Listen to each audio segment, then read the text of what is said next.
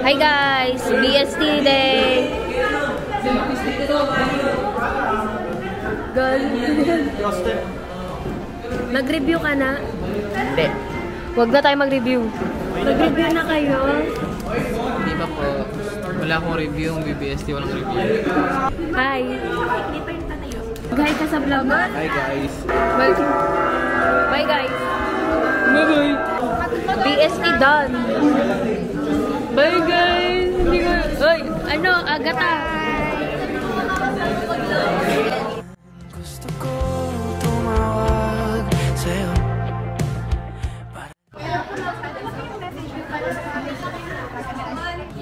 Okay, so for the grade of students na gagawin this year, I hope na galingan ninyo sa lahat ng bagay na gagawin ninyo after this year.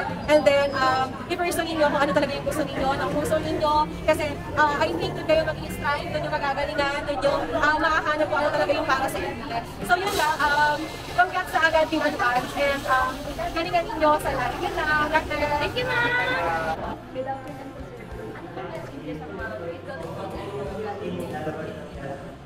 Message for them is, number one, keep your head down, stay humble, especially number two, okay pa bumudali, and walang karera, always take it slow. Kung mahirap man, be consistent, set this in. Thank you po! Ano po yung message niyo sa mga grade 12 students ng GFT na graduate? Congratulations! I'm so happy na you survived the entire school year. I couldn't be more prouder to see you better life. And I am happy na kayo ay nag-graduate na. Dito na kayo nakikita. Please, I don't wanna see you here dahil nasa summer. Pero congratulations, I'm so happy and proud for you. Deserve it. So, ano po yung message niyo sa mga grade 12 students na GFT na graduate? Message ko lang naman sa mga graduate ng GFA, lagi nyung dadalhin nyo kung paano kayo kinikilala sa loob ng school. Which is yung future leaders of our garden paano. So, mahalaga yun ang bawat nyo pagdating sa college.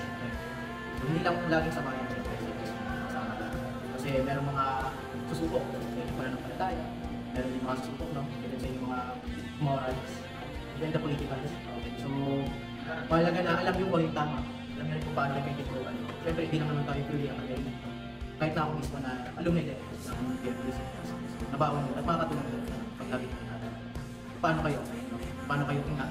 Paano kayo nilalabas sa inyo? So, manatiling leader para sa bayan. Thank you po si Jeff.